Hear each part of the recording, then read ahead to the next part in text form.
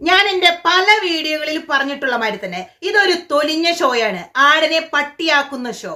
മനുഷ്യന്റെ വികാരങ്ങൾക്ക്, ഇമോഷൻസിന് ഒരു വിലയും കൽപ്പിക്കാതെ മണി മേക്കിംഗ് ഒരു ബിസിനസ്സായി മാത്രം കണ്ട് മനുഷ്യനെ വിറ്റ് ജീവിക്കുന്ന ഒരു ഷോ, അങ്ങനെ തന്നെ പറയണം. വീഡിയോയിൽ ആരെയും പൊക്കി പറഞ്ഞ ആരുടെയും സൈഡിൽ നിന്ന് നമ്മൾ പറയില്ല. നമ്മൾ പറയുന്നത് നമ്മുടെ മനസ്സിൽ നമുക്ക് സത്യമാണെന്ന് തോന്നുന്ന കാര്യങ്ങൾ മാത്രമാണ്. സിബിൻ എന്ന് പറയുന്ന വ്യക്തി നമുക്കറിയില്ല ബിഗ് ബോസ് ഷോയ്ക്ക് മുമ്പ് എങ്ങനെയൊരു പേഴ്സൺ ആണെന്ന്.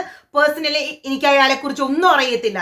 പക്ഷെ ബിഗ് ബോസ് സീസൺ 6 എന്ന് പറയുന്ന ഷോയില് എൻട്രി ചെയ്ത അന്ന് മുതൽ നമ്മൾ എന്താണോ ലൈവിൽ കാണുന്നത്, കാരണം നമുക്കറിയാം സിബിൻ വന്നപ്പോൾ എങ്ങനെയുള്ള ഒരു പേഴ്സൺ ആയിരുന്നു.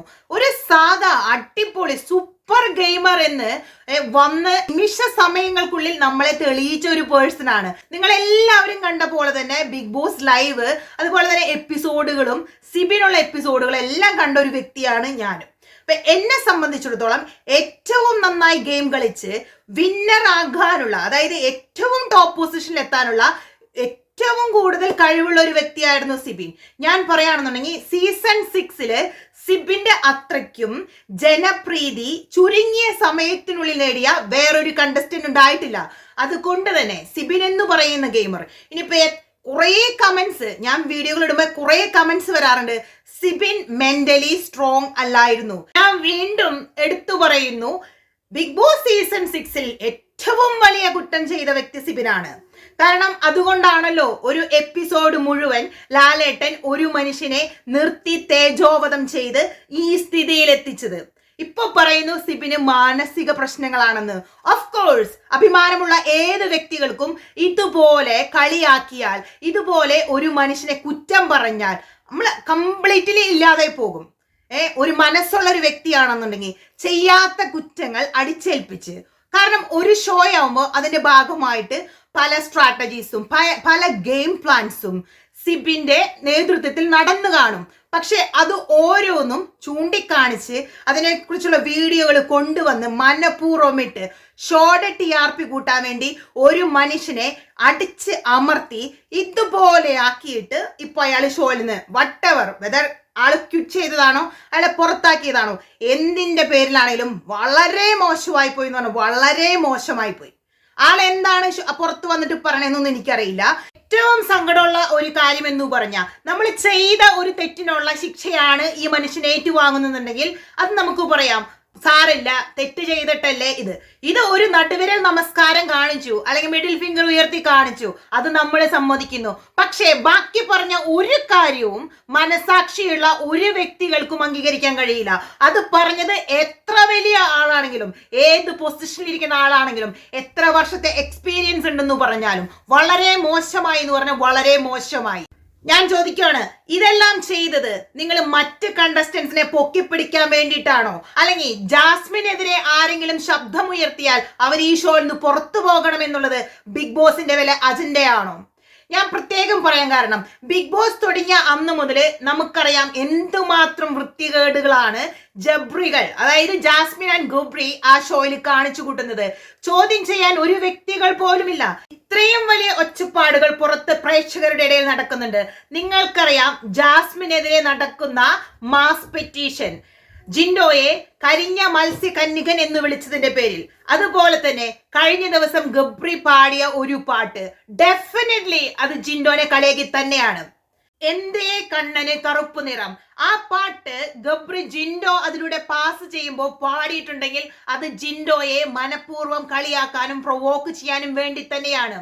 സോ ഇങ്ങനെയൊക്കെ ഇത്രയ്ക്കും റോങ് സ്റ്റേറ്റ്മെന്റ് ഒരു ഷോയിൽ അവതരിപ്പിച്ച ആളുകൾക്കെതിരെ ബിഗ് ബോസ് ഒരു വാണിംഗും കൊടുക്കുന്ന കേട്ടിട്ടില്ല. അതൊക്കെ മ്യൂട്ട് ചെയ്ത് ലൈവിലൂടെയും ചിലപ്പോൾ എപ്പിസോഡിൽ കാണിച്ചാലായി.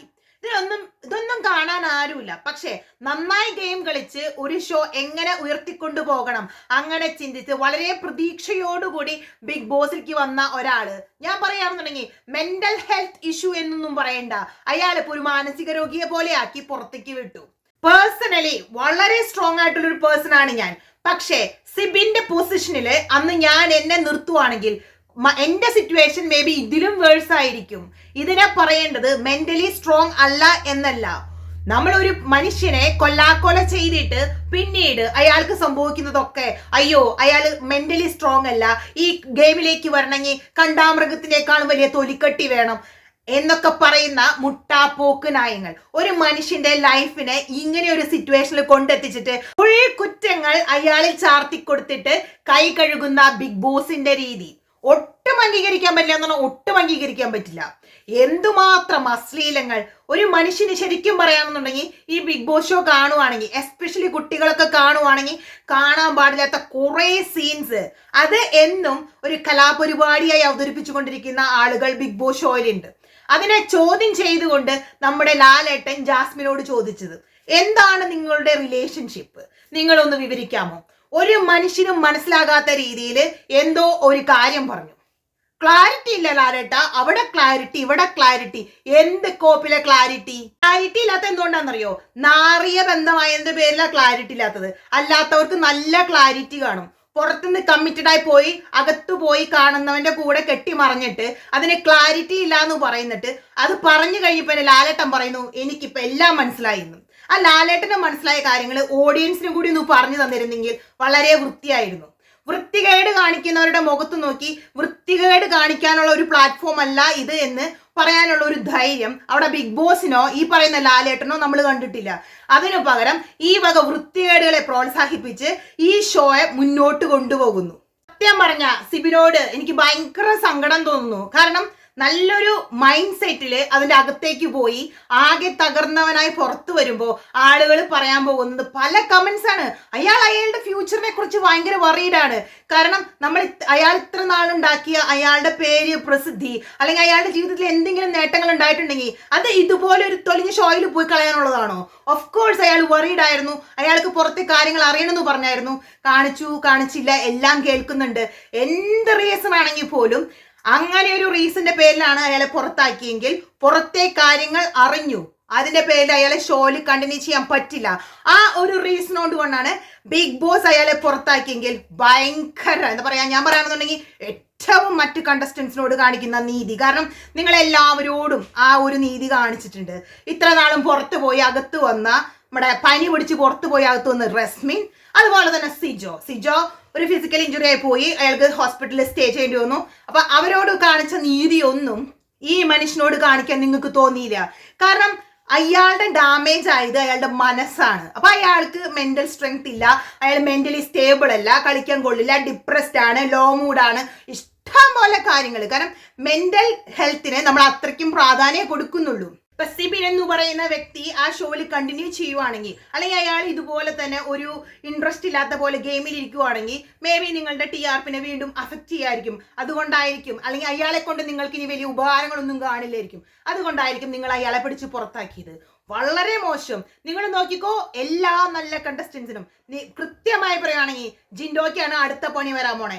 എന്തെങ്കിലും ഇല്ലാത്ത കാരണങ്ങൾ പറഞ്ഞ് ജിൻഡോയ്ക്ക് പണി കൊടുക്കും, ഉറപ്പായിട്ടുള്ള കാര്യം. കാരണം എന്തെങ്കിലും ഒരു കാര്യമായി സംഭവിച്ചു കഴിയുമ്പോൾ ഇഷ്ടം പോലെ വലിയ വാക്കുകളൊക്കെ പറഞ്ഞ് ഇതുപോലെ health issue, mental health issue എന്നൊക്കെ പറഞ്ഞ് അവതരിപ്പിക്കാൻ പറ്റിയ ഒരു അടിപൊളി ഷോ ഡയറക്ടർ അവിടെയുണ്ട്. അപ്പൊ വളരെ നിരാശയോടുകൂടി സിബിൻ എല്ലാത്തിൽ നിന്നും പെട്ടെന്ന് റിക്കവർ ആകട്ടെ. ഇതുപോലൊരു ഷോയിൽ പോണേ മുമ്പ് എല്ലാവരും പലവട്ടം ചിന്തിക്കുക. ഒരിക്കലും ന്യായമായ ഒരു കാര്യങ്ങളും അവിടെ നടക്കുന്നു നമ്മൾ ആരും പ്രതീക്ഷിക്കേണ്ട.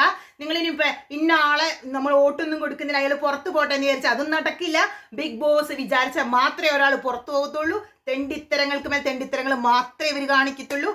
അപ്പോ എനിക്കറിയാം വാക്കുകൾ ഭയങ്കര കടുത്തു പോയിട്ടുണ്ടെന്ന്, പക്ഷെ പറയാതിരുന്ന എനിക്ക് സമാധാനം കിട്ടില്ല. അപ്പൊ അടുത്ത വീഡിയോയുമായി നമ്മൾ പെട്ടെന്ന് തന്നെ വരും. നമ്മുടെ ചാനൽ സബ് ചെയ്യാത്ത ആളുകൾ സബ് ചെയ്യുക. നിങ്ങളുടെ അഭിപ്രായങ്ങൾ ഡെഫിനറ്റ് ആയിട്ടും വീഡിയോയുടെ താഴെ രേഖപ്പെടുത്താം.